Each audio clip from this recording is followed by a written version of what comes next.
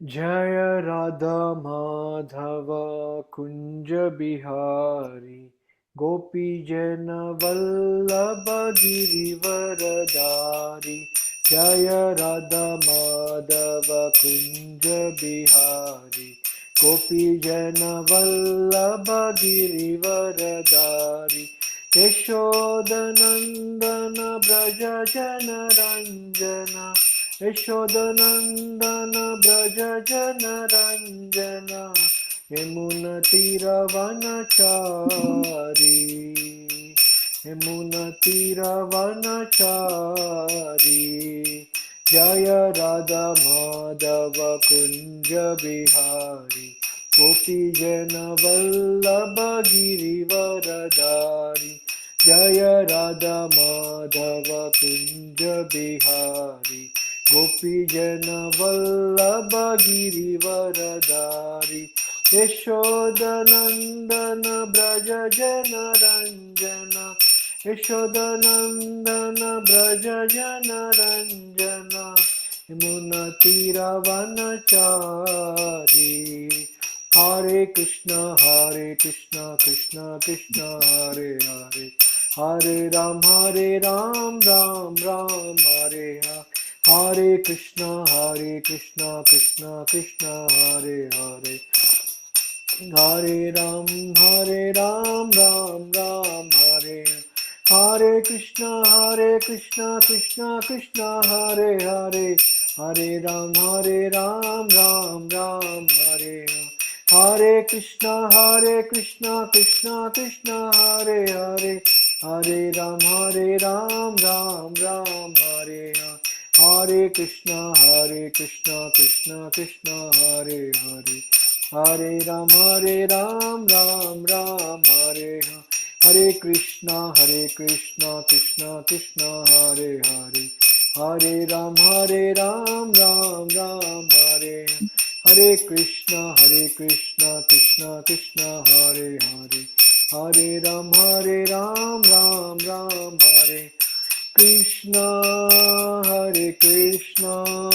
कृष्ण कृष्ण हरे हरे हरे राम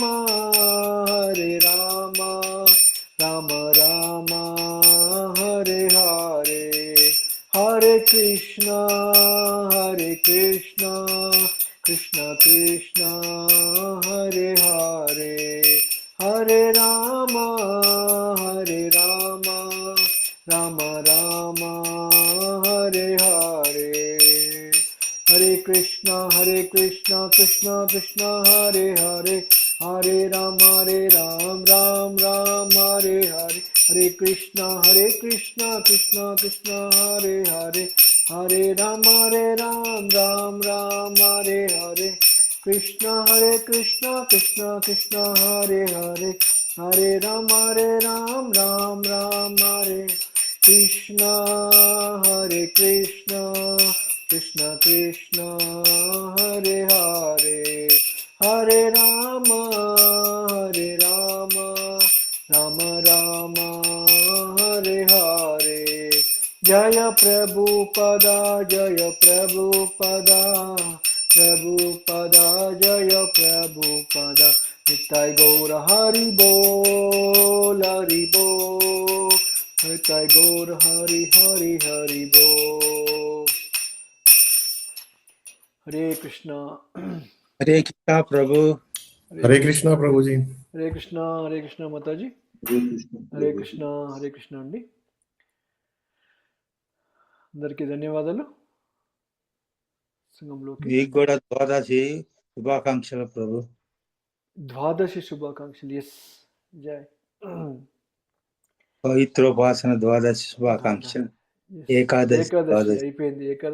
ద్వాదశి వచ్చేసింది మీకు. Okay, so మనం ఇప్పుడు కపిల భగవానుడి ఉపదేశంలో భాగంగా మన చివరి అంటే లాస్ట్ ప్రవచనంలో మనము 37వ శ్లోకాన్ని కంప్లీట్ చేసుకోవడం జరిగింది ఇక్కడ మనకి, రైట్? సో 37వ శ్లోకం దేని గురించి మాట్లాడుతుందంటే ఈ యొక్క భక్తులు ఎవరైతే ఉంటున్నారో అంటే అండి ఇక్కడ మనకి భక్తుల యొక్క గొప్పతనం గురించి ఈ శ్లోకంలో మనం మాట్లాడడం జరిగింది ఇక్కడ మనకి. ఎందుకంటే భక్తుల యొక్క ముఖ్య ఉద్దేశం ఏమని చెప్పుకున్నాం ఇక్కడ, వాళ్ళు ఎల్లప్పుడూ కూడా భగవంతుని యొక్క సేవలోనే వాళ్ళ మనస్సుని పూర్తిగా నిలబెడతారనమాట వాళ్ళు ఎప్పుడు కూడా. అంటే ఇక్కడ వాళ్ళకి జీవితంలో ఉన్నది ఒకటే ఏంటి, ఇక్కడ వాళ్ళకి భగవంతునికి ఏ విధంగా సేవ చేసుకోవాలి అని మాత్రమే ఆలోచిస్తుంటారు ఎప్పుడు కూడా. అంతేకాదు ఈ భౌతిక ప్రపంచంలో దొరికే సుఖాలు ఏవైతే ఉంటాయో, ఐశ్వర్యాలు ఏవైతే ఉంటాయో వాటిని వాళ్ళు ఎక్కువగా తీసుకురావాలని చెప్పేసి ఇష్టపడరు అనమాట ఇక్కడ. అంతేకాదు ఉన్నత లోకాలకు పోవాలని చెప్పి కూడా వాళ్ళు కోరుకోరు ఇక్కడ. ఉన్నత లోకం అంటే ఏంటి, ఇక్కడ బ్రహ్మలోకమో ఇంద్రలోకమో ఏదైతే ఉంటుంది కదా, అలాంటి లోకానికి వెళ్ళాలని కూడా భక్తులు కోరుకోవట్లేరు ఇక్కడ. ఎందుకంటే ఆ లోకానికి వెళ్ళినా కానీ, ఇప్పుడు బ్రహ్మలోకానికి వెళ్ళినా కానీ, ఇప్పుడు మనకున్న 14 లోకాలలో ఏవైతే ఉన్నాయో మనకి మధ్యలో ఉంటాం మనం. భూలోకం అనేది మధ్యలో ఉంటుంది ఇక్కడ. మన పైన 7 లోకాలు ఉంటాయి, మన కింద 7 లోకాలు ఉంటాయి. చాలాసార్లు చెప్పుకున్నాం కూడా. అన్నిటికంటే ఉత్తమమైన లోకం ఏంటిది, సత్యలోకం. సత్యలోకం అంటే అక్కడ బ్రహ్మదేవుడు ఉంటాడు ఇక్కడ. మనది వచ్చేసి మధ్యలో ఉంటాం, దీన్ని మత్స్యలోకం అంటారు ఇక్కడ. అంటే ఏంటి, క్షీణే పుణ్యే మత్స్యలోకం అని చెప్పేసి అంటారు. అంటే ఇక్కడ మీరు చనిపోయినా మళ్ళీ పుడుతున్నా కానీ మళ్ళీ ఎక్కడికి వస్తారంట, మనం చేసే పుణ్యకర్మల ద్వారా మీరు ఏ లోకానికి వెళ్ళినా కానీ తిరిగి ఈ భూలోకానికి వస్తారని చెప్పేసి చెప్పడం జరిగింది ఇక్కడ. అన్నిటికంటే కింద ఉన్న లోకం ఏంటిది, పాతాళ లోకం. మనకు తెలిసిందే కదా, ఎప్పుడు పాతాళ లోకం గురించి మనం మాట్లాడతాం ఇక్కడ. కాబట్టి మీరు ఉన్నత లోకాలకి పోయినా కానీ పాతాళ లోకాలకి పోయినా కానీ మళ్ళీ మీరు ఈ యొక్క జీవుణ్ణి దేహం నుంచి విముక్తి పొందించాలంటే మనము రావాల్సింది ఈ భూలోకానికి రావాల్సిందే. ఓకే, ఈ భూలోకానికి వచ్చేసి ఇక్కడ భక్తి చేసుకుంటేనే మనము సత్యలోకం దాటేసేసి మనము వైకుంఠ లోకాలకు వెళ్ళిపోతాం. సత్యలోకం పైన వైకుంఠ లోకాలు ఉంటాయి మనకి. ఓకే, మన కోరిక అంటే భక్తి చేసినప్పుడు ఎలాంటి కోరికతోని భక్తి చేస్తున్నాం అనేది చాలా ఇంపార్టెంట్ మనకి. నాకు స్వర్గలోకానికి పోవాలి, లేకపోతే జనలోకానికి పోవాలి, తపలోకానికి పోవాలి, బ్రహ్మలోకానికి పోవాలని చెప్పేసి కోరుకున్నారనుకోండి, కొంచెం పుణ్యం ఎక్కువగా చేస్తే ఆ లోకానికి వెళ్తారు. కాకపోతే ఏంటి, ఇక్కడ ఆ పుణ్యం అనేది ఎక్కువ రోజులు ఉండదు అక్కడ.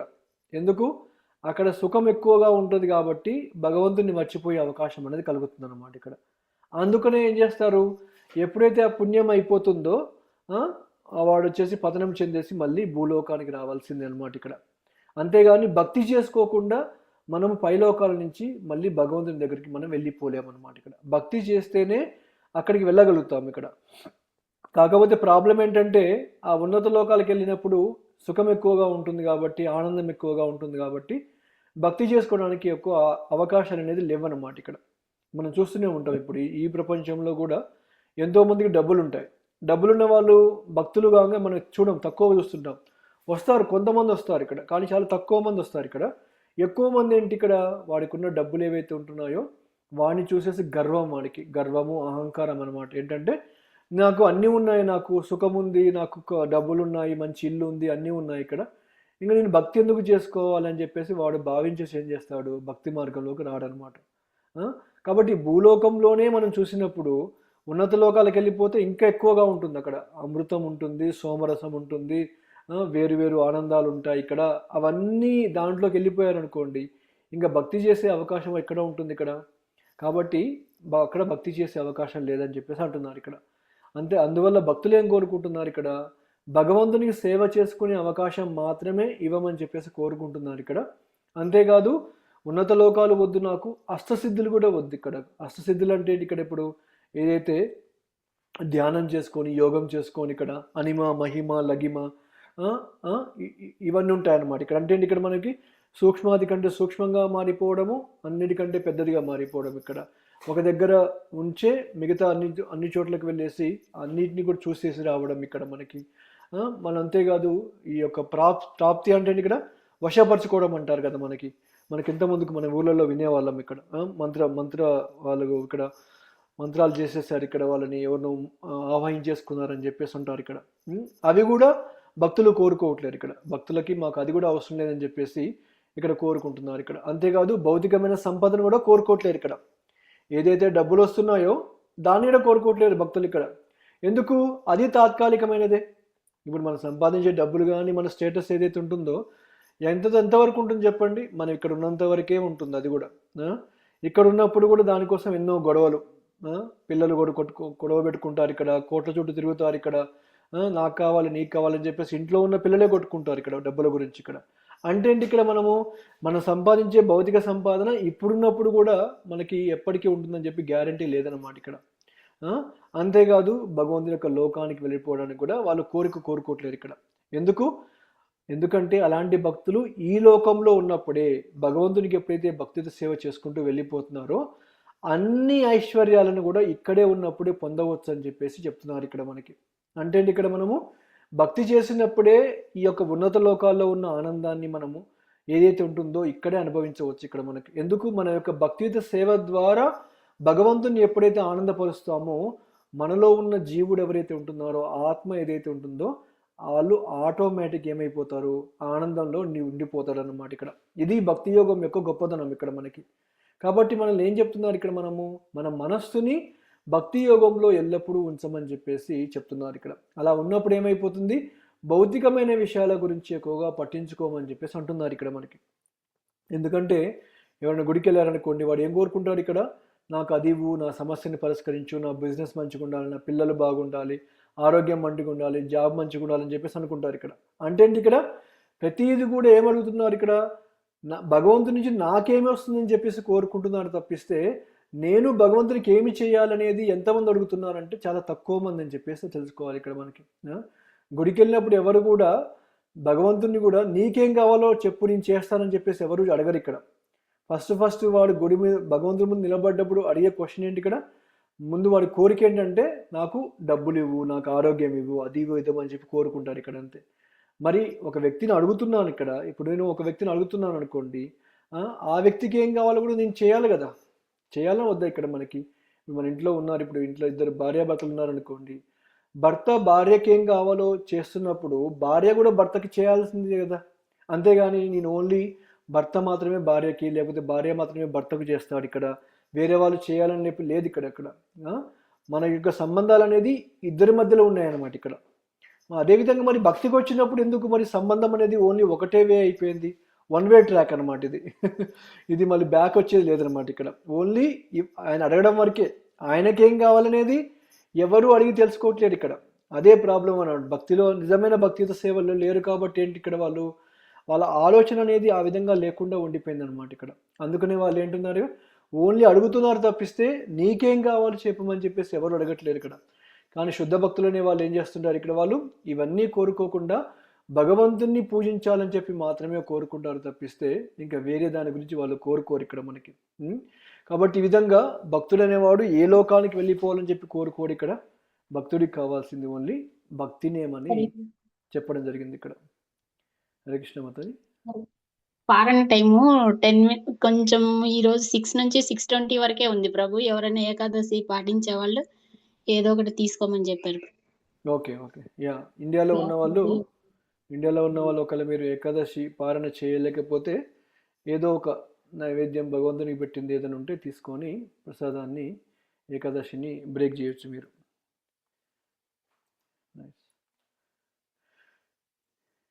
యా, సో కాబట్టి ఇక్కడ ముఖ్యంగా మనం చెప్పుకుంది ఏంటంటే భక్తులు అనే వాళ్ళు ఓన్లీ భగవంతునికి భక్తితో సేవ చేయాలని చెప్పి కోరుకుంటారు తప్పిస్తే ఇంకా వాళ్ళు ఏమీ కోరుకోవట్లేరని చెప్పేసి కూడా మనము ఈ యొక్క 37వ శ్లోకంలో చెప్పుకోవడం జరిగిపోయింది ఇక్కడ మనకి. ఎందుకంటే ఏ లోకానికి వెళ్ళినా కానీ ఈ దుఃఖాలతో కూడుకున్న ప్రదేశం అని చెప్పేసి అంటున్నారు ఇక్కడ. ఆ బ్రహ్మ భువనాల్లోక పునరావర్తిన అర్జున.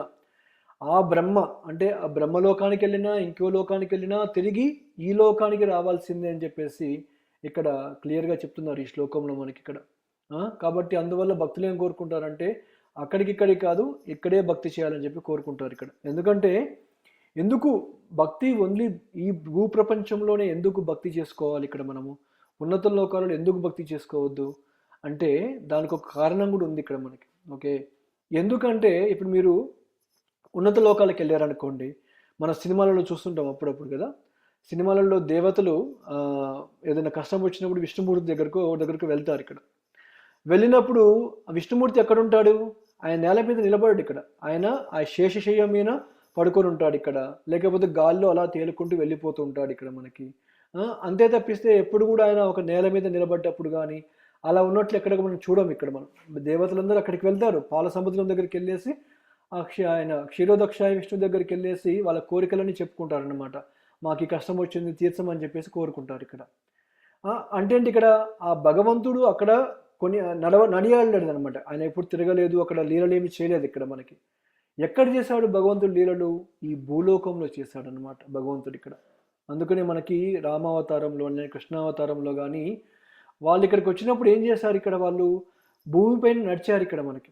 ఇప్పుడు ద్వారక ఉంది, మధుర ఉంది, బృందావనం ఉంది, లేకపోతే మన యొక్క తిరుపతి ఉంది, ఇలా చాలా చాలా ప్రదేశాలు చాలా ఉన్నాయి ఇక్కడ మనకి. అక్కడికి వచ్చి ఏం చేశారు? వాళ్ళు స్వయంగా నడిచారు ఇక్కడ, ఈ నేలపైన నడిచారు ఇక్కడ మనకి. రాముడు ఈ నేలపైన నడియాడాడు ఇక్కడ, సీతమ్మ వారు ఈ నేలపైన నడియాడారు కాబట్టి వాళ్ళు నడిచిన ఈ భూమి ఏదైతే ఉంటుందో తరించిపోయింది అనమాట. వాళ్ళ యొక్క పాదముద్రలతోని ఈ భూమి అంతా తరించిపోయింది. కాబట్టి మనము ఇలాంటి ఒక ప్రదేశంలో జన్మించాము, ఎస్పెషల్గా మనం భారతదేశంలో జన్మించాము ఇక్కడ మనం. అంటే ఎంత అదృష్టవంతులం ఒకసారి ఆలోచించండి. భగవంతుడు నడిచిన ప్రదేశంలో మనం ఆ భూమిలో జన్మ తీసుకున్నాం ఇక్కడ మనం. కాబట్టి ఆ విధంగా అందరూ కోరుకుంటున్నారు ఇక్కడ, నేను యొక్క బ్రహ్మలోకాన్ని ఇంద్రలోకాన్ని వదిలిపెట్టి భూలోకానికి వచ్చి భక్తి చేయాలని చెప్పేసి వాళ్ళు కోరుకుంటున్నారు ఇక్కడ. వాళ్ళు ఇక్కడున్న వాళ్ళు ఏం చేస్తున్నారు? నేను ముక్తి పొందాలి, అక్కడికి వెళ్ళి అష్టసిద్ధులు పొందాలని చెప్పి అక్కడికి వెళ్ళాలని చెప్పి కోరుకుంటున్నారు అనమాట ఇక్కడ. ఈ విషయం అర్థం కావట్లేదు ఎవరికి కూడా. భక్తి భూలోకంలో ఎందుకు చేసుకోవాలి, వేరే లోకాలు ఎందుకు చేసుకోకూడదంటే, భగవంతుడు స్వయంగా మానవ రూపంలో ఇక్కడికి వచ్చేసి ఆయన ఎన్నో లీలలు చేశాడు మన కోసం. అంతేకాదు ఆయన ఇక్కడ నడియాడాడు అనమాట ఇక్కడ మనకి. అందుకని అలాంటి ప్రదేశాలకు వెళ్ళినప్పుడు మనము కూడా అవన్నీ మనం చూసినప్పుడు, లేకపోతే మనం కూడా స్పర్శించామనుకోండి, ఎంతో ఆ పుణ్యం అనేది కూడా మనకి కలుగుతుంది అనమాట ఇక్కడ. అందుకనే చాలామంది ఈ భూలోకంలో జన్మ తీసుకోవాలని చెప్పి కోరుకుంటున్నారు ఇక్కడ. కాబట్టి మన యొక్క ముఖ్య ఉద్దేశం ఏంటంటే, మమ జన్మనీశ్వరే భవతాత్ భక్తి రహేతుకి త్వయి అంటే ఇక్కడ జన్మలకు కూడా మళ్ళీ భక్తి చేసుకునే అవకాశం ఇవ్వని చెప్పి కోరుకోవాలి తప్పిస్తే, నాకు ముక్తి కావాలి, లేకపోతే నాకు ఇంకేదో అష్టసిద్ధులు కావాలి, లేకపోతే నాకు ఉన్నత లోకాలకు వెళ్ళిపోవాలి అని చెప్పి మనం కోరుకోకూడదని చెప్పేసి కూడా ఇక్కడ క్లియర్గా చెప్పడం జరిగిందనమాట ఈ శ్లోకంలో మనకి. ఈ విషయాన్ని మనం జాగ్రత్తగా గమనించాలి. ఇక్కడ మనం భక్తి చేసినప్పుడు ఏమేం కోరుకుంటున్నాం అనేది కూడా మనం గమనించాలండి ఇక్కడ మనం. అసలు ముందుగా భక్తిలో మనం ఏమీ కోరుకోకూడదు ముఖ్యంగా చెప్పాలంటే ఇక్కడ మనకి. ఓకే, ఎందుకంటే భక్తిలో మనకి అది భక్తి కాదు ఇక్కడ మనకి, దాన్ని వ్యాపారం అంటారు ఇక్కడ. భగవంతుని ఏదైనా అడిగి మనం మనం చేసామనుకోండి ఇప్పుడు అంటే ఇక్కడ చాలామంది చేసేది వ్యాపారమే ఇక్కడ. ఎందుకంటే గుడికి వెళ్ళేసి ఏదో కోరిక కోరేసి ఆ కోరిక నెరవేరగానే ఏం చేస్తారు? నా కోరిక నెరవేర్చినావు కాబట్టి నీకు 108 ప్రదక్షిణాలు చేస్తాను, లేకపోతే నా తిరుపతికి వచ్చేసి నా తలనీలాలు ఇచ్చేస్తాను ఇక్కడ, లేకపోతే ఇన్ని కొబ్బరికాయలు కొడతాను ఇక్కడ, లేకపోతే ఇంత డబ్బులు నీ హుండీలో వేస్తానని చెప్పేసి ఈ యొక్క వ్యాపారం చేస్తున్నారు భగవంతునితో ఇక్కడ. కానీ భక్తి చేసినప్పుడు మన భావన ఎలా ఉండాలి అంటే, భగవంతుణ్ణి మనం సేవించుకోవాలి తప్పిస్తే ఆయన నుంచి ఏమి మనం అడగకూడదు అనమాట ఇక్కడ. ఓకే, ఎందుకు? మనకు కావాల్సింది ఏందో మొత్తం ఆయనకి తెలుసు ఆల్రెడీ. తెలిసినప్పుడు ఇంకెందుకు అడగడం ఆయన్ని ఇక్కడ? మనకు కావాల్సినవి తెలిసినప్పుడు ఆయనే ఇచ్చేస్తాడు మనకి, అడగకుండానే ఇచ్చేస్తాడు అనమాట. పిల్లలకి తల్లిదండ్రులు అనేవాళ్ళు అడగకుండానే ఇచ్చేస్తుంటారు కొన్ని పనులని, ప్రతి ఒక్కటి అడగరు పిల్లలు అనేవాళ్ళు ఇక్కడ. వాడు చేసేదాన్ని బట్టేసి వాళ్ళకి కావాల్సిన కోరికలని నెరవేరుస్తారు ఇక్కడ. అదేవిధంగా భగవంతుడు కూడా ఏంటంటే, మనం చేసే భక్తి ద్వారా ఆయన మెప్పు పొందేసి మనకు కావాల్సినవన్నీ కూడా సమకూరుస్తాడని చెప్పేసి కూడా ఈ శ్లోకంలో మనం చెప్పుకోవడం కూడా జరిగిపోయింది ఇక్కడ. అంటే భక్తుల యొక్క విశుద్ధ లక్షణాలు ఏమిటి అనే దాని గురించి మనము ఇక్కడ చెప్పుకోవడం జరిగిపోయింది ఇక్కడ మనకి.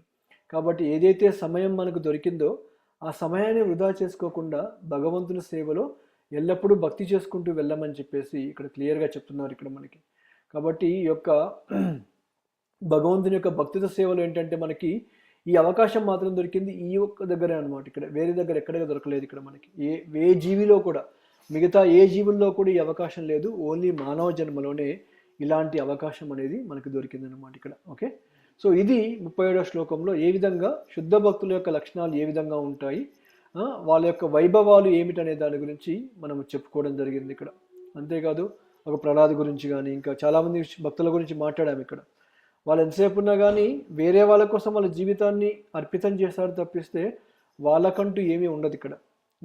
అందుకని ఇప్పుడు మీరు ఈ హరే కృష్ణ ఉద్యమాన్ని చూసారనుకోండి, ఇప్పుడు మీరు ఎక్కడ కూడా మనము ఎవరైనా మనకి భక్తులు కలిసారనుకోండి రోడ్ల పైన, వాళ్ళు ఏమంటారు ఫస్ట్ చూడగానే హరే రామ హరే కృష్ణ అని చెప్పేసి అంటారు వాళ్ళని ఇక్కడ. వీళ్ళు హరే కృష్ణ హరే రామకి చెందిన వాళ్ళని చెప్పేసి అంటారు తప్పిస్తే వీళ్ళు ప్రభుపాదుల వారికి చెందిన వాళ్ళని చెప్పి ఎవరు చెప్పరు ఇక్కడ. అంటే ఏంటి ఇక్కడ భక్తుడే అన్ని చేసినప్పటికీ కూడా ఆ, భక్తుడే అన్ని చేసినప్పటికీ కూడా తన కోసం మాత్రం ఏది కూడా చెప్పుకోడు అనమాట ఎప్పుడు కూడా. భగవంతుని గురించి చెప్తాడు తప్పిస్తే నేనే చేశాను, నేనే గొప్ప, ఈ ఉద్యమాన్ని స్థాపించింది నేను అని ఎప్పుడు భక్తుడు చెప్పుకోడు అనమాట ఇక్కడ. అది భక్తుని యొక్క గొప్పతనం మనకి ఇక్కడ. అలా కాకుండా వేరే దానికి వెళ్ళామనుకోండి, వాడు భగవంతుని కంటే కూడా వాని గురించి ఎక్కువ చెప్పుకుంటాడు ఇక్కడ మనకి. మామూలుగా ఏంటి ఇక్కడ హరే కృష్ణ హరే రామ అంటే ఎవరు? రామకృష్ణులు అని చెప్పేసి అంటాం ఇక్కడ. అదే వేరే దానికి వెళ్ళామనుకోండి, పలానా మఠము, పలానా పీఠం అని చెప్పేసి అంటారు ఇక్కడ మనకి. ఎవరైతే స్థాపించారో వాళ్ళ పేరుతో చెప్పుకుంటారు ఇక్కడ. ఎందుకు? పూజించే వాళ్ళ గురించి చెప్పొచ్చు కదా, లేదు. ఎందుకంటే వాని యొక్క గొప్పతనం అందరూ తెలుసుకోవాలని చెప్పేసి చెప్తున్నాడు కాబట్టి ఇక్కడ. కాబట్టి అర్థం చేసుకోవాలి, మనము ఏదైతే మనం చేస్తున్నామో, ఏదైతే వింటున్నామో అది వాళ్ళు ఎవరి గురించి చెప్తున్నారు ఇక్కడ? భగవంతుని గురించి మాట్లాడుతున్నారా, లేకపోతే వాళ్ళ గొప్పతనం గురించి మాట్లాడుతున్నారా అనేది చాలా ఇంపార్టెంట్ ఇక్కడ మనకి. ఎందుకంటే మనకున్న సమయమే కొంచెం కాబట్టి దాన్ని వృధా చేసుకోకుండా సరైన మార్గంలో ఉపయోగించుకోవాలనేది కూడా ఇక్కడ చెప్పుకోవడం జరిగింది ఇక్కడ. ఓకే, నెక్స్ట్ మనము ఈ 38వ శ్లోకాన్ని చర్చించుకుందాము ఈ యొక్క 16వ అధ్యాయంలో. ఓకే, దాంట్లోకి వెళ్ళే ముందు మంగళచరణంతో స్టార్ట్ చేసేసి క్లాస్లోకి వెళ్ళిపోదాం. ఓం అజ్ఞానతిమిరాంధస్య జ్ఞానాంజనాశలాకాయ చక్షురున్మిళితం येन తస్మై శ్రీ గురవే నమః. శ్రీచైతన్య మనోభీష్టం స్థాపితం येन భూతలే స్వయం రూపా కదా మह्यं దదాతి స్వపదాంతికం. వందేహం శ్రీగురో శ్రీయుతపదకమలం శ్రీగురున్ వైష్ణవాంశ. శ్రీరూపం సాగ్రజాతం సహగణా రఘునాథాన్వితం తం సజీవం సాద్వైతం సావధూతం పరిజనసహితం కృష్ణచైతన్యదేవం శ్రీరాధాకృష్ణపాదాన్ సహగణా లలితా శ్రీవిశాఖాన్వితం శ. హే కృష్ణ కరుణా సింధు దీనబంధు జగత్పతే గోపేశ గోపికా కాంత రాధాకాంత నమోస్తుతే. తప్త కాంచన గౌరాంగీ రాధే వృందావనేశ్వరి వృషభానుసుతే దేవి ప్రణమామి హరిప్రియే. వాంఛాకల్పతరుభ్యస్య కృపా సింధుభ్య ఏవ చ పతితానాం పావనేభ్యో వైష్ణవేభ్యో నమో నమః. నమః ఓం విష్ణుపాదాయ కృష్ణప్రస్థాయ భూతలే శ్రీమతే భక్తివేదాంత స్వామినితి నామినే. నమస్తే సరస్వతీ దేవి గౌరవాణి ప్రచారిణే నిర్విశేష శూన్యవాది పాశ్చాత్య దేశతారిణే. జయ శ్రీకృష్ణ చైతన్య ప్రభు నిత్యానంద శ్రీ అద్వైత గదాధర శ్రీవాసాది గౌరభక్తవృంద. హరే కృష్ణ కృష్ణ కృష్ణ హరే హరే, హరే రామ రామ రామ హరే హరే. హరే కృష్ణ. హరే కృష్ణ ప్రభు. ఓకే, నెక్స్ట్ మనము ఈ యొక్క 38వ శ్లోకంలోకి వెళ్ళిపోదాము. ఈ యొక్క 16వ అధ్యాయంలో ఇక్కడ ఇంకా భక్తుల యొక్క గొప్పతనం గురించి భగవంతుడు ఇక్కడ వివరిస్తున్నాడు అనమాట ఇక్కడ మనకి. ఓకే, నా కర్హి చిన్మత పరహ సంతరూపే నాక్షంతి నో మే నిమిషో లేది హేతి ఏషామహం ప్రియ ఆత్మసుతశ్చ సఖా గురు సువృదో దైవమిష్టం. ఇక్కడ ఏం చెప్తానంటే, ఓ ప్రియమైన జనని, అట్టి దివ్యభూతులను బడిసిన భక్తులు వాటిని ఏనాడునూ కోల్పోరు. ఆయుధములు గాని కాలము గాని అట్టి విభూతులను నశింపజేయజాలవు. భక్తులు నన్ను తన మిత్రునిగాను, బంధునిగాను, పుత్రునిగాను, గురువుగాను, సువృతుగాను, దైవముగాను అంగీకరించినందున ఏ సమయమందును వారి ఐశ్వర్యములు నశించబోవు. హరే కృష్ణ.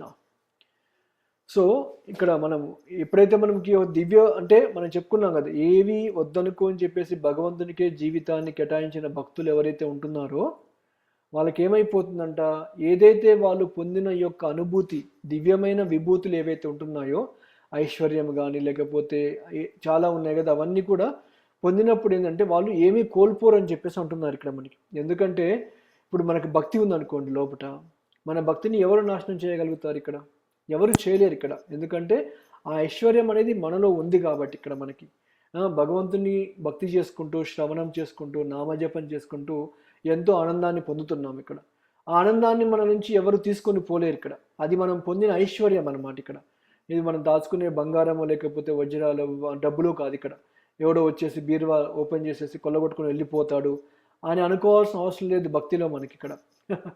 ఏదైతే మనం పొందామో ఈ భక్తితో సేవలో, ఏదైతే ఆనందాన్ని, ఈ ఐశ్వర్యాన్ని, ఈ ప్రేమని ఏదైతే మనం పొందామో, ఇది మనతో పాటే ఉండిపోతుందంట. ఎవ్వరు కూడా దీన్ని దొంగిలించలేరని చెప్పేసి అంటున్నారు. దీన్ని నాశనం కూడా చేయలేరు ఇక్కడ మనకి ఇక్కడ.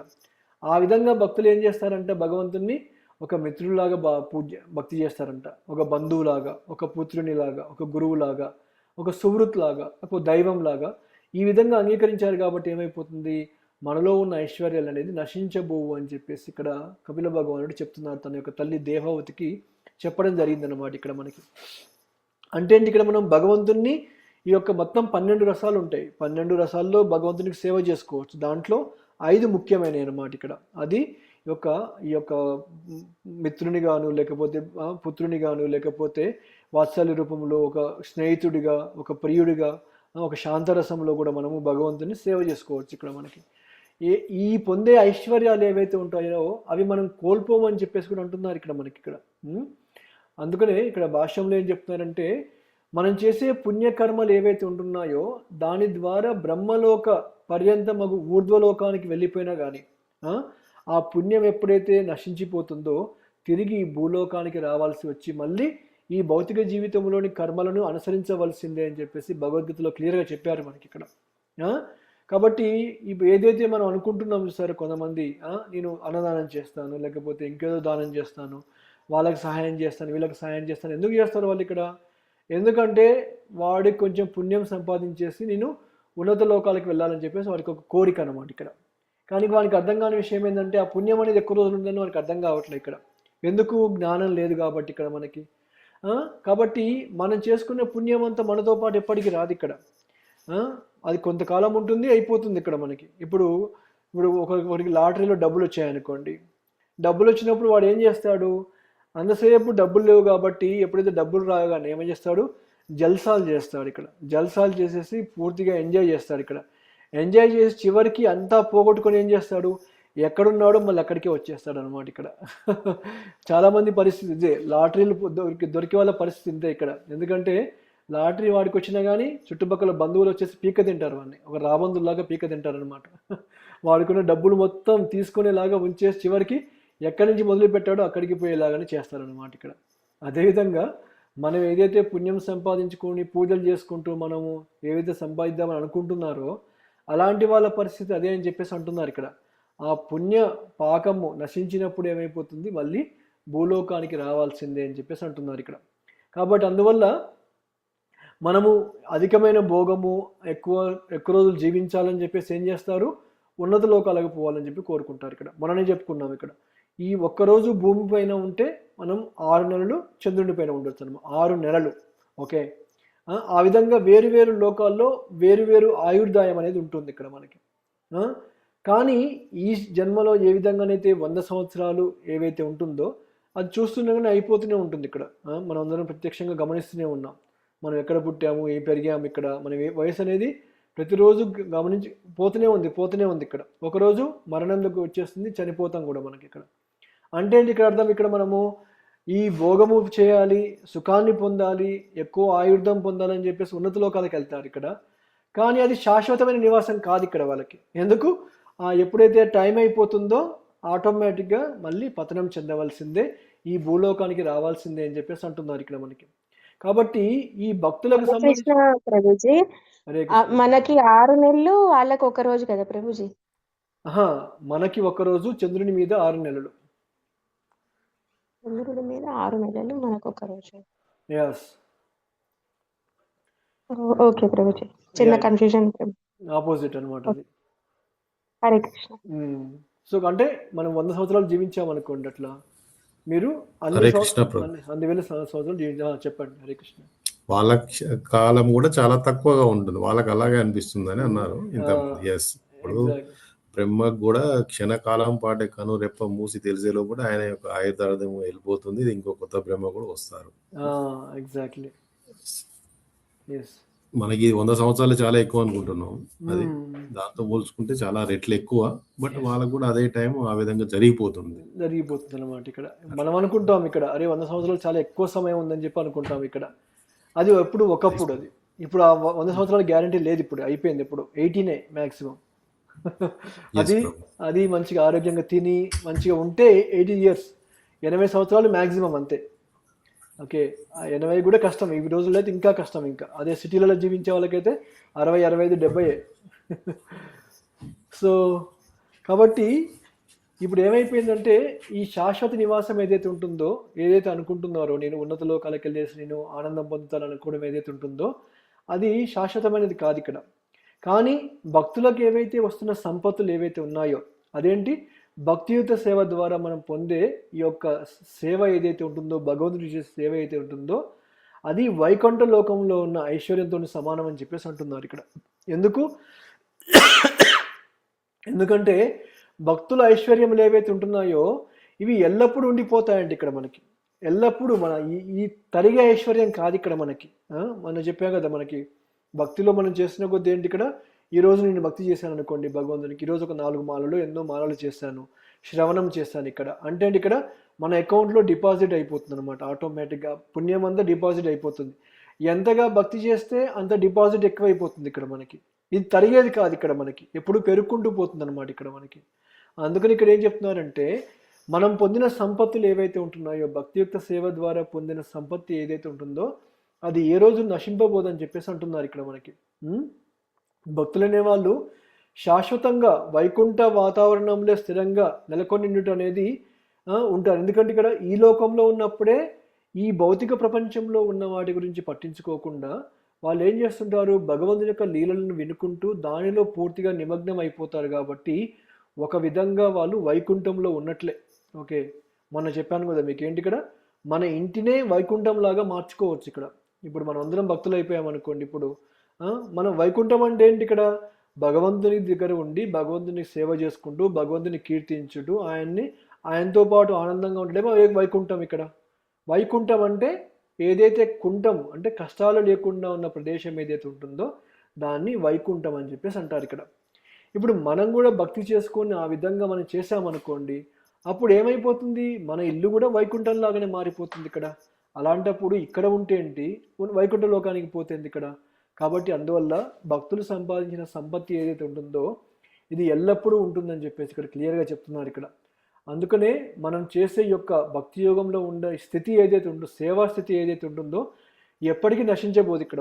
మన సేవని ఎవరు గుంజుకోలేరండి ఇక్కడ మనం. ఓకే, మన సేవని ఎవరు తీసుకొని పోలేరు ఇక్కడ. మన సేవ చేసుకోవాలనుకుంటే బలవంతంగా మన 2 చేతులు పెట్టి ఆపేసినా కానీ మన మనసులో కూడా మనం సేవ చేసుకోవచ్చు ఇక్కడ. మనకి ఈ సౌత్ ఇండియన్ బ్రాహ్మణ్ యొక్క ఎగ్జాంపుల్ కూడా మనం చెప్పుకున్నాం ఇంత ముందుకు. ఏంటి, అతనికి భగవంతుని సేవించుకోవాలని చెప్పి గొప్ప ఆశ, భగవంతునికి చాలా నైవేద్యాలు చేసి పెట్టాలి ఇక్కడ, ఆయన మంచిగా వంటకాలు వండాలి ఇక్కడ, మంచిగా సేవించుకోవాలని చెప్పేసి కోరిక ఆయనకి. కాకపోతే అతనికి డబ్బులు లేవు, సేవ చేసుకుందామంటే డబ్బులు లేవు ఇక్కడ, సామాన్ తెచ్చుకుందామంటే డబ్బులు లేవు, ఏమీ లేవు ఇక్కడ. కానీ అది చేయాలనే తపన మాత్రం ఎప్పటికీ ఉండిపోయింది అన్నమాట తనలో. అప్పుడు ఏం చేసేవాడు ఇక్కడ ఆయన మనసులోనే అనమాట, ఇక్కడ మనసులోనే ఏం చేసేవాడు, ఇక్కడ భగవంతునికి మార్కెట్కి వెళ్ళేసేసి కూరగాయలు తీసుకొచ్చేసి సామాను మొత్తం తీసుకొచ్చేసి మంచిగా వంట చేసేసేసి భగవంతునికి ఎక్కడ మొత్తం మనసులో చేస్తున్నాడు. అంతే, కళ్ళు మూసుకొని మనసులోనే ఇవన్నీ చేస్తున్నాడు ఇక్కడ. అన్నీ చేసేసాడు. చెప్పని పోగా 56 రకాల నైవేద్యం తయారు చేసి పెట్టాడు భగవంతునికి. పెట్టేసి దాంట్లో ఒకనొకటి స్వీట్ రైస్ కూడా తయారు చేశాడు ఇక్కడ.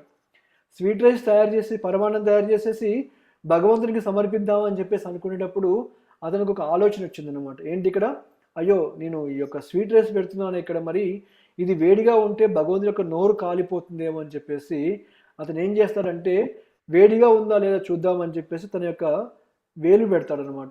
వేలు పెడితే అదేమైపోతుంది, ఆ వేలు కాస్త కాలుతుంది అనమాట ఆయనకి. అని గమనించండి, ఆయన ఎక్కడ చేస్తున్నాడు, మనసులో చేస్తున్నాడు వంట, మనసులో సమర్పిస్తున్నాడు భగవంతునికి ఇక్కడ. కానీ తన యొక్క చెయ్యి పెట్టి చూసేకల్లా ఏమైపోయింది, ఆ చెయ్యి కాస్త కాలిపోయింది అనమాట ఇక్కడ. తిరిగి కళ్ళు తెసి చూసేకల్లా ఏమైపోయింది, తన చెయ్యి మొత్తం ఎర్రగా కాలిపోయినట్టుంటుంది అనమాట ఇక్కడ. దాన్ని పైనుంచి విష్ణుమూర్తి చూస్తున్నాడు ఇక్కడ, చూసి నవ్వుతున్నాడు అనమాట, ఒకటే నవ్వుతున్నాడు ఇక్కడ. లక్ష్మీదేవికి సందేహం వచ్చింది ఇక్కడ, అరే ఈయనేంటి ఈయన ఒక్కడే నవ్వుకుంటున్నాడు నాకు చెప్పకుండా ఏంటి ఇక్కడ, ఏమైంది అని చెప్పేసి ఆమె అడుగుతుంది అనమాట. అప్పుడు విష్ణుమూర్తి వెంటనే తన యొక్క విష్ణు భక్తుల్ని పంపించేసి మరి ఆ బ్రాహ్మణుడిని తన దగ్గర తీసుకొని వెళ్ళిపోతాడు అనమాట ఇక్కడ. ఇది అంటే మన సేవ చేసుకోవాలనే భావం మనలో ఉండాలి, కానీ మనల్ని ఎవ్వరూ ఆపలేరు ఇక్కడ. కాకపోతే ప్రాబ్లం ఏంటంటే మనమే ఎన్నో కారణాలు చెప్తుంటాం ఇక్కడ. నాకు టైం లేదండి, లేకపోతే ఇప్పుడు చేసే సమయం లేదు, తర్వాత చేస్తాను ఇక్కడ, లేకపోతే ఇంకేదో పని ఉంది నాకు ఇప్పుడు ఇక్కడ, ఈ బాధ్యతలు ఉన్నాయి, ఆ బరువు బాధ్యతలు ఉన్నాయి ఇక్కడ అని చెప్పి ఏం చేస్తుంటారు ఇక్కడ, ఒక సాకు చూపెట్టేసేసి భక్తిని పక్కన పెట్టేసి ముందుకెళ్ళిపోదామని అనుకుంటారు ఇక్కడ. కానీ వాళ్ళకి అర్థం కాని విషయం ఏంటంటే ఆ యొక్క కష్టంలో కూడా ఏదైతే మనకి అనుకూలంగా లేకపోయినా కానీ భక్తి చేసుకుంటూ ఎప్పుడైతే మనం పోతున్నామో భగవంతుడు అది గమనిస్తాడనమాట ఇక్కడ మనం. ఓకే, మనము అనుకూలంగా లేకపోయినా కానీ భగవంతుని కోసం భక్తి చేస్తున్నాం కాబట్టి భగవంతుడు దాన్ని గుర్తిస్తాడు ఇక్కడ మనకి. అందుకనే మనం ఎప్పుడైతే దివ్యమైన స్థితిలో ఉంటామో మన యొక్క స్థితి, ఆ యొక్క ఐశ్వర్యం ఏది, సంపత్తి ఏదైతే ఉంటుందో అది నశింపబోదు అని చెప్పేసి అంటున్నారు ఇక్కడ. మనం ఎప్పుడైనా సరే సేవ చేసుకోవచ్చు ఇక్కడ మనకి. కాబట్టి ఆ విధంగా ఏమైపోతుంది, మన యొక్క ఆనందము సేవ అనేది అనంతంగా వృద్ధి చెందుకుంటూ పోతున్నాయి అన్నమాట ఇక్కడ. ఎంతగా సేవ చేస్తే భగవంతునికి ఎక్కువ సేవని కల్పిస్తాడనమాట ఇక్కడ మనకి. కాబట్టి కృష్ణ చైతన్యంలో ఎవరైతే నెలకొన్న భక్తులు ఎవరైతే ఉంటున్నారో వాళ్ళపైన కాల ప్రభావం అనేది ఉండదు ఇక్కడ మనకి. ఎందుకంటే ఈ భౌతిక జగత్తులోని కాలం ఏదైతే ఉంటుందో సమస్తాన్ని నశింపజేస్తుంది. అది ఎవరిని కూడా లెక్క చేయదన్నమాట ఇక్కడ. ప్రతి ఒక్కరిని కూడా నశింపజేస్తుంది ఇక్కడ. ఎంతమంది డబ్బులైనా ఉండనివ్వండి, ఎంత ఐశ్వర్యం అని ఉండనండి, ఎంత గొప్ప వ్యక్తి అయినా కానివ్వండి, ఇక్కడ వాడు మరణం ముందు ఓడిపోవాల్సిందే ఇక్కడ, రైట్. కానీ ఈ యొక్క కృష్ణ చైతన్యంలో భక్తులపైన మాత్రం ఈ కాల ప్రభావం ఉండదని చెప్పేసి అంటున్నారు ఇక్కడ మనకి. ఎందుకు, మనము మన యొక్క జీవితాన్ని వైకుంఠ వాతావరణంలో ఉంచాం కాబట్టి ఈ యొక్క కాల ప్రభావం కానీ వేరే వాళ్ళ ప్రభావం కానీ మనపైన ఉండదని చెప్పేసి అంటున్నారు ఇక్కడ మనకి. ఇప్పుడు వైకుంఠ లోకాలందు దేవతలు ఎందుకు ఉండట్లేరు ఇక్కడ, ఎందుకంటే వాళ్ళు కూడా కాల ప్రభావానికి వస్తారు కాబట్టి ఇక్కడ మనకి వైకుంఠ లోకాలలో ఎవరు ఉంటారు, విష్ణు అవతారాలు మాత్రమే ఉంటారు అక్కడ, దేవతలు ఉండరు అక్కడ. దేవతలు అనేవాళ్ళు ఈ పైన ఉన్న 7 లోకాలు ఉన్నాయి చూసారా, దాంట్లోనే ఉంటాయన్నమాట. అంటే దాని అర్థం ఏంటి, ఇక్కడ వాళ్ళకి కూడా కాల యొక్క ప్రభావం అనేది ఉంటుందని చెప్పేసి అర్థం చేసుకోవాలి ఇక్కడ మనం. ఎందుకు, ఈ బ్రహ్మ కూడా ఆయన కూడా మరణిస్తాడు, ఇంకొక బ్రహ్మ వచ్చేస్తాడు ఇక్కడ మనకి. కాబట్టి ఈ యొక్క 7 లోకాలు 14 లోకాలు ఏవైతే ఉంటున్నాయో ఇక్కడ ఉన్న వాళ్ళందరూ కూడా చనిపోవాల్సిందే, మళ్ళీ పుట్టాల్సిందే, చనిపోవాల్సిందే, పుట్టాల్సిందే. అది దాటేసి ముందుకెళ్ళిపోతేనే, అవి వైకుంఠ లోకాలకు వెళ్ళిపోతేనే అక్కడ ఈ కాల ప్రభావం అనేది ఉండదు ఇక్కడ మనకి. ఈ పగలు రాత్రి ఇవన్నీ ఏముండదు ఇక్కడ. 24 గంటలు వెళ్తూనే ఉంటుంది అక్కడ. ఎప్పుడు కూడా భగవంతుని యొక్క దేహం నుంచి వచ్చిన కాంతి ఏదైతే ఉంటుందో అది సమస్తము విస్తరించిపోయి ఉంటుంది. కాబట్టి ఈ పడుకోవడము, మేలుకోవడము, ఉద్యోగాలు చేసుకోవడము, ఇవన్నీ చేయడము, ఇవన్నీ ఏమీ ఉండవు అక్కడ అంతా కూడా. అసలు ఈ కాల ప్రభావం అనేది లేదు ఇక్కడ మనకి ఇప్పుడు 12 అవర్స్ 24 అవర్స్ ఈ 365 రోజులు అని చెప్పేసి అనుకుంటున్నాం. కానీ అక్కడికి వెళ్తే ఇవన్నీ ఏమీ ఉండవండి ఇక్కడ మనకి. అందుకనే వైకుంఠ లోకాల్లో దేవతలు అనేవాళ్ళు ఉండరు అని చెప్పేసి అంటున్నారు ఇక్కడ మనకి. కాకపోతే ఈ భౌతిక జగంలో మనం చేసే కర్మలు ఏవైతే ఉంటున్నాయో అవన్నీ కూడా వేరు దేవతల ద్వారా నియంత్రించబడుతున్నాయి అన్నమాట ఇక్కడ. మనం చేతి కదిలించినా కానీ కాలు కదిలించినా కానీ అది మనం చేయట్లేము ఇక్కడ. మన యొక్క కార్యాన్ని అంతా కూడా దేవతల చేత నియంత్రించబడుతున్నాయని చెప్పేసుకున్నాం. అంటే మొన్న కూడా చెప్పా కదా మీకు, మనస్సు అనేది ఇంద్రియాలకు అధిపతి. ఈ ఇంద్రియాలు అనేది ఎవరికి, దేవతల యొక్క ప్రతినిధులు అన్నమాట ఇక్కడ. అంటే ఇక్కడ మనకి ఏదైతే మనం చేస్తున్నామో, ఏదైతే మనం మాట్లాడుతున్నామో ఇవన్నీ కూడా దేవతల యొక్క ప్రభావంలో ఇవి చేయడం జరిగిపోయింది అనమాట. వాళ్ళు నియంత్రిస్తున్నారు మనల్ని ఇక్కడ మనకి, లేకపోతే మనం చేసేవాళ్ళం కాదు ఇక్కడ మనకి ఇక్కడ. అందుకనే వైకుంఠ లోకాల్లో దేవతల ప్రభావం ఉండదు, కాల ప్రభావం రెండూ ఉండవు అనమాట ఇక్కడ మనకి. కాబట్టి అక్కడ వినాశనం అనేది అసలు ఉండనే ఉండదు ఇక్కడ. కాలమే లేనప్పుడు వినాశనం ఎట్లా ఉంటుంది ఇక్కడ? వినాశనం ఎప్పుడు ఉంటుంది ఇక్కడ? టైం ఉంటేనే వినాశనం. ఇప్పుడు ఈరోజు ఆగస్టు 25వ తారీఖు, ఆల్రెడీ ఆగస్టు 24 ఆల్రెడీ అయిపోయింది ఇక్కడ. ఎందుకంటే అది నాశనం అయిపోయింది అనమాట ఇక్కడ. మనం ఒక రోజు అయిపోయినట్టే, దాన్ని మనం తీసుకురాలేము ఇక్కడ మనకి. కానీ వైకుంఠ లోకాల్లో ఈ వినాశనం అనేది ఉండనే ఉండదని చెప్పేసి అంటున్నారు ఇక్కడ మనకి. కాబట్టి అందుకనే ఈ భూత భవిష్యత్ వర్తమానాలు ఎప్పుడైతే లేకుండా ఉండిపోతాయో అలాంటిదన్నీ కూడా శాశ్వతమైనవి ఇక్కడ మనకి. కాబట్టి ఈ యొక్క దివ్య విభూతులు ఏవైతే ఉన్నాయో, భక్తులు సంపాదించే ఈ భక్తిత సేవలో పొందే ఈ యొక్క ఆనందం కానీ లేకపోతే సేవాభావం ఏదైతే ఉంటుందో అవి ఎప్పుడు కూడా నశించవని చెప్పేసి కూడా ఇక్కడ చెప్పడం కూడా జరిగిపోయింది ఇక్కడ మనకి. కాబట్టి భక్తులు ఏం చేస్తున్నారు, భగవంతుణ్ణి తమ పరమ ప్రియునిగా అంగీకరిస్తారంట ఇక్కడ. వాళ్ళు ప్రపంచంలో భగవంతుని కంటే నాకు ప్రియమైన వ్యక్తులు ఎవరూ లేరని చెప్పేసి అంగీకరిస్తారని చెప్పేసి అంటున్నారు ఇక్కడ వాళ్ళు. అందుకని ఏం చేస్తున్నారు, వేరు వేరు సంబంధాలతోటి భగవంతునితోటి ప్రేమ కావించుకుంటున్నారు అన్నమాట ఇక్కడ. ఇంతకుముందు చెప్పాను కదా, ఒక మిత్రునిగా కానీ, బంధువునిగా కానీ, పుత్రునిగా, ప్రియుడిగా, గురువుగా, శిష్యుడిగా, లేకపోతే శ్రేయోభిలాషిగా, ఒక ప్రియమైన విగ్రహంలాగా భావించేసి ఏం చేస్తున్నారు, ఈ ప్రేమని వాళ్ళు ఈ యొక్క వినిమయాన్ని చేసుకుంటున్నారు అన్నమాట ఇక్కడ మనకి. మనము చెప్పాక ఇంతకుముందు బిజినెస్ అనేది ఇక్కడ బిజినెస్ అనేది దీంట్లో ప్రాఫిట్ ఇవన్నీ ఏమి లేవు ఇక్కడ మనకి, లాభ నష్టాలు ఏమి లేవు ఇక్కడ, ఓన్లీ లాభమే ఇక్కడ. నష్టం అంటూ పొందేది ఏముండదు ఇక్కడ మనకి. ఎందుకు, భగవంతునికి చేసే ప్రతి ఒక్క సేవ ఏదైతే ఉంటుందో అది అన్నీ కూడా గొప్ప ప్రయోజనాన్ని చేకూర్చేదే కాబట్టి మనం ఏమీ కోల్పోవట్లేము ఇక్కడ మనకి. అందుకని భక్తులు ఏం చేస్తున్నారు ఇక్కడ, ఈ ప్రేమ భావంతో ఆయన సేవించుకుంటూ దాంట్లో ఎంతో ఆనందాన్ని పొందుకుంటూ కూడా వెళ్ళిపోతున్నారు ఇక్కడ మనకి. ఎందుకంటే ఈ యొక్క భగవంతుడే శాశ్వతుడు కాబట్టి ఇక్కడ మనకి. ఈ ప్రపంచంలో ఎవరైనా శాశ్వతంగా ఉన్నారు అంటే అది ఓన్లీ విష్ణుమూర్తి లేకపోతే కృష్ణ భగవానుడు మాత్రమే. ఎందుకు, ఇప్పుడే చెప్పుకున్నాం, దేవతలకు కూడా ఒక నిర్దేశ సమయం ఉంటుంది, నిర్దేశ కాలము ఉంటుంది. అది అయిపోగానే మళ్ళీ వాళ్ళు కూడా మళ్ళీ జననము మరణము ఇవన్నీ తీసుకోవాల్సిందే ఇక్కడ. బ్రహ్మదేవుడు ఎప్పుడైతే ఈ ప్రళయం వచ్చేస్తుందో ఆయన సమయం అయిపోతుంది, అప్పటికి మళ్ళీ ఇంకొక జన్మలో ఇంకో దగ్గర మళ్ళీ ఎక్కడో జన్మ తీసుకోవాల్సి వస్తుంది అనమాట ఇక్కడ. భగవంతుడు శాశ్వతమైన వాడు కాబట్టి మనము అలాంటి భగవంతునితోని శాశ్వతమైన సంబంధాన్ని నెలకొల్పామనుకోండి, మనము కూడా మన యొక్క సేవ కూడా శాశ్వతంగా ఉంటుందని చెప్పేసి అర్థం చేసుకోవాలి ఇక్కడ మనకి. ఎందుకు, ఈ సంబంధం అనేది ఎలాంటి నాశనం అనేది లేదు ఇక్కడ మనకి. ఈ సంబంధానికి ఎప్పుడు కూడా నాశనం అనేది ఎప్పుడు మనకు చూడట్లేమన్నమాట ఇక్కడ మనకి. కాబట్టి ఈ యొక్క మనకున్న విభూతులు ఏవైతే ఉంటున్నాయో అవి ఎప్పుడు కూడా నశింపబోవు ఇక్కడ మనకి. భగవంతునికి సేవ చేసే భక్తిత సేవ ఏదైతే ఉంటుందో అది ఏ రోజు నశింపదని చెప్పేసి అంటున్నారు ఇక్కడ మనకి. అది ఎలాంటి సేవ మనకి, మనము ఎలాంటి కోరికలు లేకుండా, లేకపోతే ఎలాంటి కండిషన్స్ లేకుండా మనకి అలాంటి భావనతోని భక్తితో సేవ చేసుకున్నాం అనుకోండి, మనం భగవంతుతో ఉన్న సంబంధం ఏదైతే ఉంటుందో అది శాశ్వతంగా ఉంది అని చెప్పేసి అంటున్నారు ఇక్కడ మనకి. అందుకనే ఈ ప్రపంచంలో ఏంటి, ఇక్కడ ప్రతి ఒక్కరు కూడా ఎవరో ఒకరిని ప్రేమిస్తున్నారు ఇక్కడ. పెళ్లి కాగానే భర్తని, లేకపోతే భార్యని, తర్వాత పెట్టిన పిల్లల్ని, లేకపోతే వాళ్ళ మనవళ్ళని, లేకపోతే వాళ్ళ యొక్క ఆస్తిని, డబ్బులనో, లేకపోతే కార్లనో, ఇంటినో, దేన్నో ఒకదాన్ని ప్రేమించుకుంటూ వెళ్ళిపోతున్నారు ఇక్కడ. అది లేదనుకోండి, వీళ్ళు ఎవరు లేకపోతే ఏం చేస్తున్నారు, ఇప్పుడు ఒక పిల్లినో ఒక కుక్కనో కూడా ప్రేమించుకుంటూ వెళ్ళిపోతున్నారు అన్నమాట ఇక్కడ. అంటే ఇక్కడ మనకి జీవులు అనే వాళ్ళు ఏం చేస్తున్నారు ఇక్కడ, ఆ ప్రేమించే స్వభావం అనేది ఎక్కడ ఉందా అని చెప్పేసి అన్వేషించుకుంటూ పోతున్నారు ఇక్కడ. వీళ్ళలో ప్రేమ ఉందా, వీళ్ళలో ప్రేమ ఉందా అని ఒకరి దగ్గర నుంచి మారుకుంటూ వెళ్ళిపోతున్నారు ఆ ప్రేమ అనేది ఇక్కడ. ఇప్పుడు మన ప్రేమ చూసామనుకోండి, చిన్నప్పటి నుంచి మనకి ఎప్పుడూ ఒకరి మీదనే లేదు మన ప్రేమ కూడా. ఓకే, మనకి ఎంతోమంది ఫ్రెండ్స్ ఉన్నారు ఇక్కడ, వాళ్ళు మారుతున్నారు, కొత్త దగ్గరికి వెళ్ళిపోయి కొత్త ఫ్రెండ్స్. అదేవిధంగా పెళ్లి చేసుకున్నా కూడా భర్త మీద భార్య, భార్య మీద భర్త, తర్వాత ఆ ప్రేమ పిల్లల మీదకి వెళ్ళిపోతుంది, తర్వాత వాళ్ళ పిల్లలు పుడితే వాళ్ళ మీదకి వెళ్ళిపోతుంది ఆ ప్రేమ. అంటే ఇక్కడ ఈ ప్రేమ కోసం అన్వేషించుకుంటూ పోతున్నారు ఇక్కడ మనకి. కానీ ఎప్పుడైతే మనము మన ప్రేమని ఆ భగవంతుని పైన చూపించామనుకోండి, ఇంకా అన్వేషించాల్సిన అవసరం లేదు, అక్కడ ఆగిపోవచ్చు అనమాట. అంటే ఇక్కడ మనం ప్రేమించే ఆ భావం అనేది భగవంతునిపై మలచామనుకోండి, ఇంకా మనం ఎవరిని ప్రేమించాల్సిన అవసరం లేదు ఇక్కడ.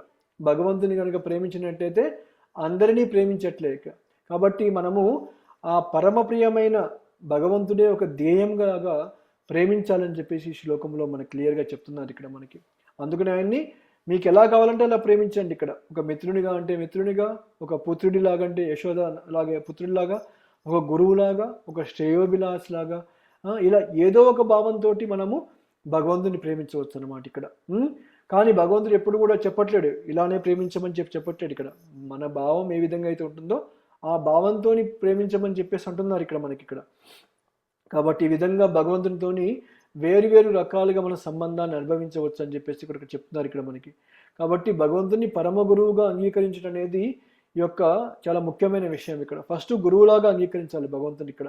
ఎందుకంటే భగవంతునికి అర్జునుడికి భగవంతుడు క్లియర్గా చెప్పాడు, ఒక గురువులాగా భగవద్గీతని చెప్పాడు. కాబట్టి భగవంతుని ఒక గురువులాగా కూడా మనము అంగీకరించవచ్చు ఇక్కడ మనకి. కాబట్టి ఈ విధంగా మనము శ్రీకృష్ణ భగవాన్ని పరమ గురువుగా అంగీకరించేసి మన ప్రేమని ఆ తత్వంతో భగవంతుని మీద మనం చూపెట్టవచ్చు అనమాట ఇక్కడ మనకి. అంతేగాని ఇప్పుడు భగవంతుడు ఉన్నాడు అనుకోండి, భగవంతుడు ఉన్నాడంటే ఆయనతో పాటు చాలా అంతరంగికమైన భక్తులు చాలా మంది ఉంటారు ఇక్కడ. ఆ? అదేవిధంగా మనం భక్తి చేసుకుంటూ వెళ్ళిపోయామనుకోండి, మనం కూడా భగవంతుని అంతరంగ భక్తులాగా మారిపోవచ్చు ఇక్కడ మనం. అంటే అండి ఇక్కడ మనము ఆయన సర్కిల్లోకి వెళ్ళిపోతాం అనమాట. ఆయన ఆయన ఆయన కుటుంబంలోకి వెళ్ళిపోతాం ఇక్కడ మనకి. అందుకనే భగవంతుడు ఎప్పుడు ఒంటరివాడు కాదు ఇక్కడ. మనం ఎప్పుడు కూడా భగవంతుని ఒంటరివాడు అని చెప్పేసి అనుకోకూడదు ఇక్కడ మనకి. ఎందుకంటే భగవంతుని యొక్క నామం గురించి మనం పలికినా కానీ, రూపము గురించి చెప్పుకున్నా కానీ, గుణాలు లీలాలు ఏవైతే ఉంటాయో ఇవన్నీ చెప్పినప్పుడు అర్థం ఏంటి, ఇక్కడ మనము భగవంతుడు మనతో పాటు ఉన్నాడు అని చెప్పేసి మనం అర్థం చేసుకోవాలి. ఇక్కడ మనము ఒంటరి వాళ్ళం కాదు, భగవంతుడు కూడా ఒంటరివాడు కాడు ఇక్కడ మనకి. సో కాబట్టి మనం అర్థం చేసుకోవాల్సింది ఏంటంటే, మనం పెట్టే ప్రేమ అనేది ఆ దేవాది దేవుడైన భగవంతుడి మీద పెట్టామనుకోండి, ఇంకా అక్కడ మనం వేరే వాళ్ళని ప్రేమించినప్పుడు ఆపేయచ్చు మనకి ఇక్కడ. ఓకే, ఎందుకు ఆయనలో వచ్చే ప్రేమ ఏదైతే ఉంటుందో అందరికి కూడా ఆ ప్రేమను అనేది మనం ఇస్తాం కాబట్టి ఇక్కడ మనకి. అందుకనే ఈ నిరాకారవాదులు ఎవరైతే ఉంటున్నారో వాళ్ళు భగవంతుని దూరంగా పెడతారు ఇక్కడ మనకి. ఎందుకంటే వాళ్ళు భగవంతుని యొక్క రూపం లేదని చెప్పేసి అనుకుంటారు కాబట్టి ఇక్కడ మనకి. ఇప్పుడు ఒక రాజు ఉన్నాడు అనుకోండి, ఇప్పుడు ఒక రాజ్యంలో రాజు ఎప్పుడు ఒక్కడే ఉండడు కదా. బయటికి వెళ్ళినప్పుడు ఆయనకు మంత్రి ఉంటాడు, సేనా నాయకుడు ఉంటాడు, సేవకుడు ఉంటారు, గొప్ప అంగు ఆర్భాటాలు ఇవన్నీ ఉంటాయి. ఎక్కడికి వెళ్ళినా కానీ వాటన్నిటితో వెళ్ళిపోతుంటాడు ఇక్కడ మనకి. అదేవిధంగా మనము కూడా ఈ యొక్క భగవంతుని ఆయన యొక్క సహచరుని ఎవరైతే గురువులుగా భావించేసి మన జ్ఞానాన్ని ఎప్పుడైతే మనం తీసుకుంటామో మనలో ఉన్న చెడు ప్రభావాలు కూడా నశించిపోతాయి అన్నమాట ఇక్కడ. కాబట్టి మనం ఏవైతే ఈ భౌతిక జగత్తులో సంపాదించే భౌతికమైన జ్ఞానం ఏదైతే ఉంటుందో అది కాల ప్రభావంలో మారిపోతుంది ఇక్కడ. కానీ భగవంతుడు చెప్పిన మాటలు ఏవైతే ఉంటాయో అవి ఎప్పటికీ మారిపోవు అన్నమాట ఇక్కడ. అందుకనే భగవద్గీతకు అనేది తప్పుడు వ్యాఖ్యానాలు ఎవరైతే చేస్తున్నారో అది మంచిది కాదు ఇక్కడ మనకి. ఎందుకంటే జ్ఞానం అనేది శాశ్వతమైనది. అది ఎవరైతే తీసుకుందాం అనుకుంటున్నారో వాళ్ళకి వస్తుంది ఇక్కడ. లేదు నాకు వద్దు ఈ జ్ఞానం అని చెప్పేసి అన్నారనుకోండి, అలాంటి వాళ్ళకి దూరంగా ఉండే అవకాశం కూడా కలిగిపోతుంది ఇక్కడ. కాబట్టి ఈ యొక్క ముఖ్యంగా ఈ శ్లోకంలో ఏం చెప్తారంటే, మనం కూడా భగవంతునితోని ఆ ప్రేమపూర్వకమైన సంబంధాలు పెంపొందించుకోవచ్చు ఇక్కడ. ఎప్పుడు మనం చేసే ఈ యొక్క భక్తిత సేవ ద్వారా పొందే ఏవైతే సేవాభావం ఏదైతే ఉంటుందో దాని ద్వారా మనం ఎన్నో రకాల ఐశ్వర్యాలను పొందవచ్చు ఇక్కడ. మనకు దొరికిన ఐశ్వర్యాలు ఏవైతే ఉంటాయో అది ఎవరు తీసుకోరన్నమాట. అవి మనతో పాటే ఉండిపోతాయి ఇక్కడ.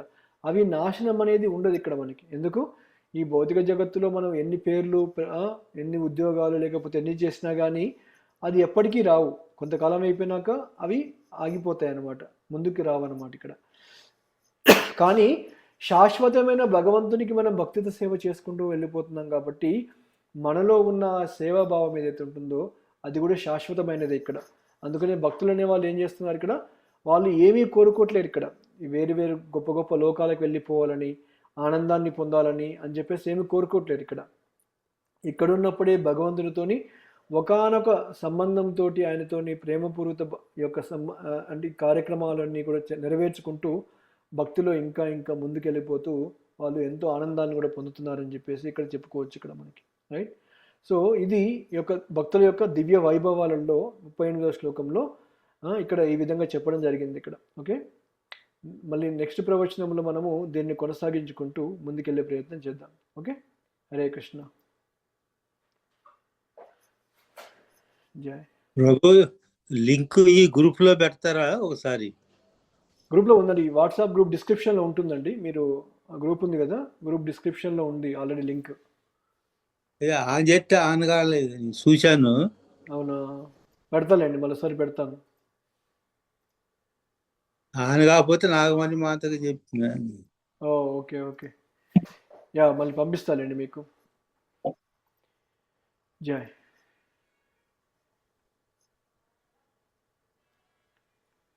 ఓకేనా? ఓకే ప్రభు, అర్థమైందా? చాలా క్లియర్ గా అర్థమైంది ప్రభు. క్వశ్చన్స్ ఏమన్నా మీకు?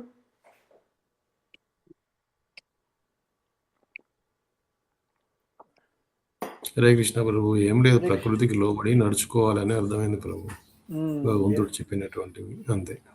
ఎగ్జాక్ట్లీ, యా అదే ఇంతకుముందుకు అన్నారు కదా, దేవతలు ఎందుకు పూజించకూడదు అని చెప్పేసి ఇంతకుముందుకు మనం డిస్కస్ చేసుకున్నాం కూడా ఈ విషయాన్ని కూడా. యా, ఎందుకంటే వాళ్ళు కూడా పర్మనెంట్ కాదు, మనలాంటి వాళ్ళే. వాళ్ళు కూడా మనలాంటి వాళ్ళే, కొంచెం ఎక్కువ సంవత్సరాలు బతుకుతారు అంతే. వాళ్ళకు కొన్ని శక్తులు ఉంటాయి, భగవంతుడు ఇచ్చిన శక్తులు ఉంటాయి, ఇవన్నీ ఉంటాయి ఇక్కడ వాళ్ళు. కాకపోతే వాళ్ళు అన్ని వదిలిపెట్టుకొని ఇక్కడికి రావాలని చెప్పి వాళ్ళు కోరుకుంటున్నారు ఇక్కడ. అది ఆ విషయాన్ని గమనించాలి మనం. ఏ లోకంలో ఉన్నా ఈ 14 లోకాల్లో ఏ లోకంలో ఉన్నా మధ్య లోకానికి రావాలా. ఈ లోకం నుంచే భక్తి చేసుకొని ఉన్నత లోకాలకి వెళ్ళగలుగుతాం. అంటే ఉన్నత లోకం అంటే సత్యలోకం దాటి సత్యలోకం దాటి Yes. వైకుంఠం వైకుంఠ లోకం.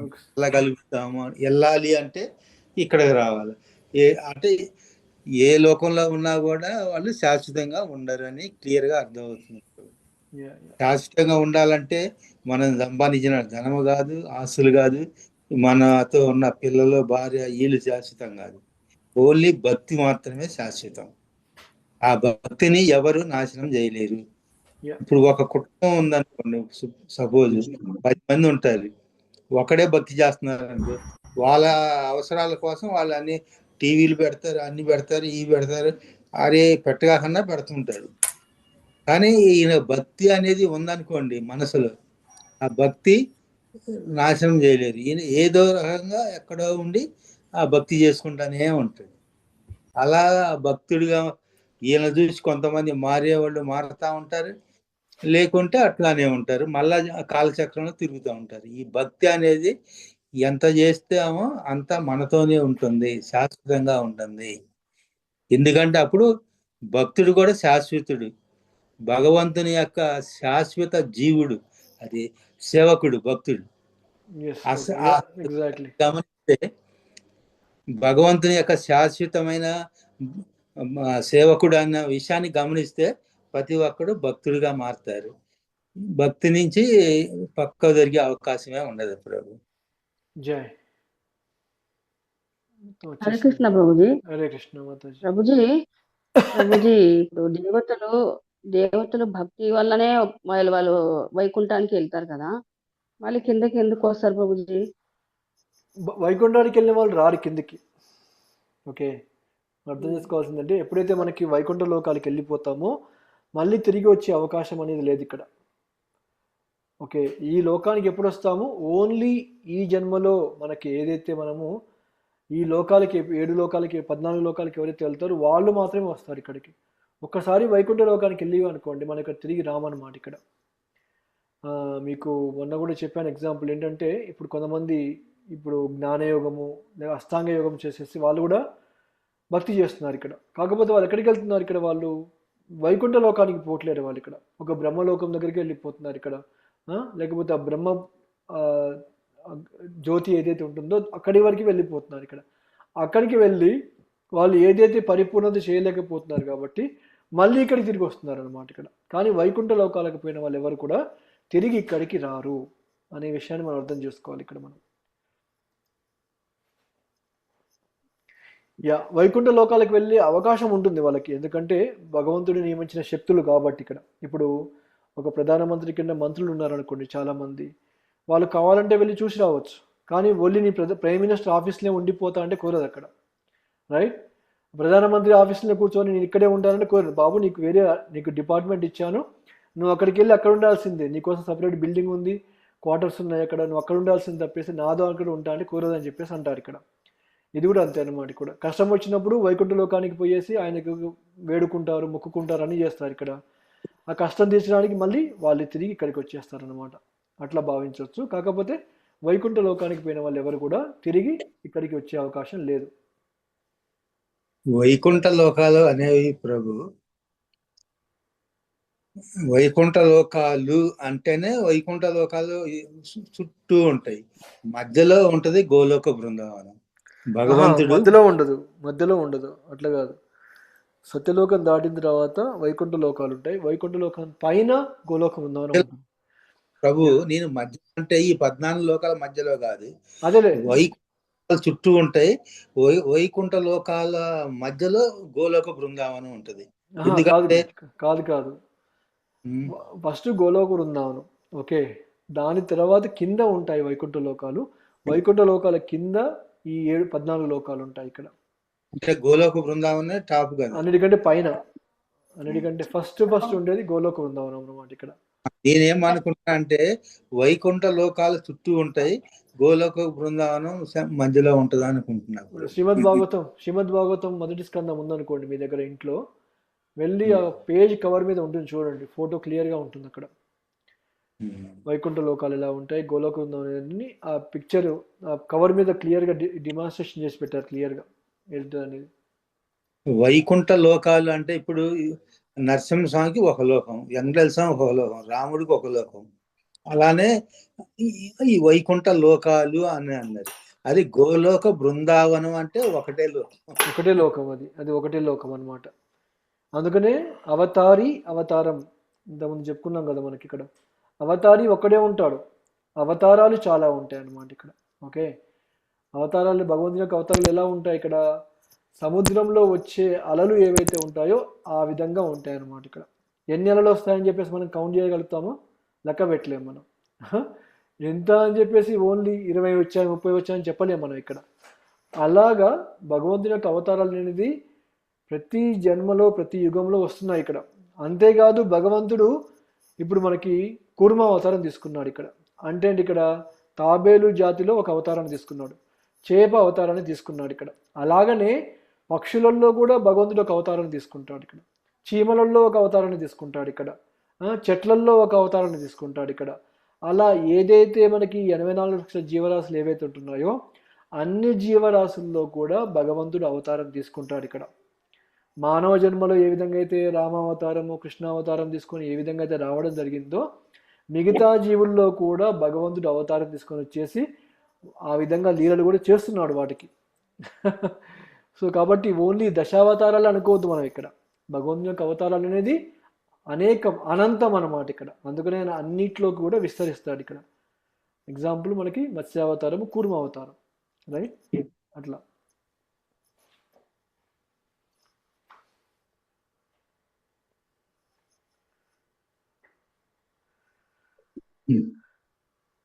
ఓకేనా? ఇంకేమైనా ఉన్నాయా ప్రశ్న ఎవరికన్నా?